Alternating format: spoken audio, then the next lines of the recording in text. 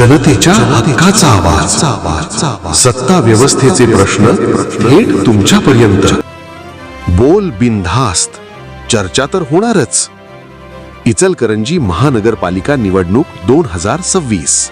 जनतेचा अधिकारनामा जाणीव हक्काची या न्यूज चॅनलमध्ये आपले स्वागत आहे. देवदर्शन ट्रिप आणि जेवणाच्या पार्ट्या, मतदारांना आमिष, विकासाचे मुद्दे बाजूला. इचलकरंजी प्रतिनिधी. महानगरपालिका निवडणुकीच्या पार्श्वभूमीवर प्रचाराचे स्वरूप वेगळ्याच दिशेने जात असल्याचे चित्र दिसून येत आहे.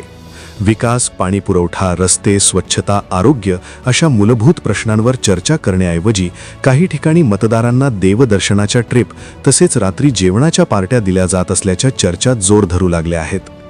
शहरातील विविध भागांतून मतदारांना बसने देवदर्शनासाठी नेणे, त्यानंतर स्नेहभोजन किंवा पार्ट्यांचे आयोजन केले जात असल्याची माहिती समोर येत आहे. या प्रकारामुळे राजकीय वातावरण तापले असून मत मिळवण्यासाठी श्रद्धा आणि जेवणाचा वापर होत आहे का, असा सवाल नागरिकांकडून उपस्थित केला जात आहे. सामान्य नागरिकांचे म्हणणे आहे की निवडणूक म्हणजे शहराच्या भवितव्याचा निर्णय. मात्र सध्या सुरू असलेल्या या घडामोडींमुळे विकासाचे मुद्दे पूर्णपणे झाकोळले गेले आहेत. पाण्याची टंचाई, अपूर्ण रस्ते, वाहतूक कोंडी, कचरा व्यवस्थापन यांसारख्या प्रश्नांवर स्पष्ट भूमिका मांडण्याऐवजी अशा आमिषांचा आधार घेतला जात असल्याची टीका होत आहे. दरम्यान काही सामाजिक कार्यकर्त्यांनी या प्रकारावर नाराजी व्यक्त केली असून निवडणूक आयोगाने अशा प्रकारांवर लक्ष ठेवावे अशी मागणी केली जात आहे. मत विकत घेण्याचा हा अप्रत्यक्ष प्रयत्न आहे का, की केवळ प्रचाराचा नवा फंडा, यावर शहरात चर्चेला उधाण आले आहे. अखेर देवदर्शन ट्रिप आणि पार्ट्यांपेक्षा शहराच्या विकासाचा रोडमॅप महत्त्वाचा आहे की नाही, हा निर्णय मतदारांनीच घ्यायचा आहे.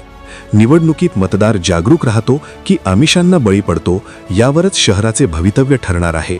प्रतिनिधी सौ वंदना कोरे व श्री सचिन खोंद्रेसह.